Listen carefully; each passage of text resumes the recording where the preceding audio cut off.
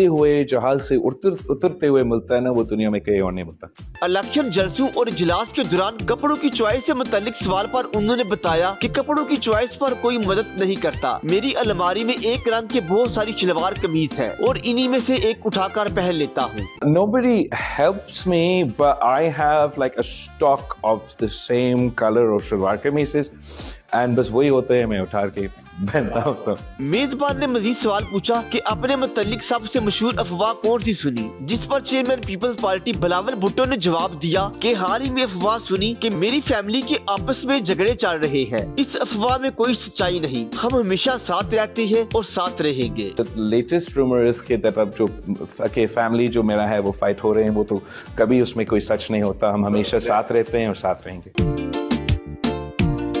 मजीद video के लिए देखते रहिए HD न्यूज़।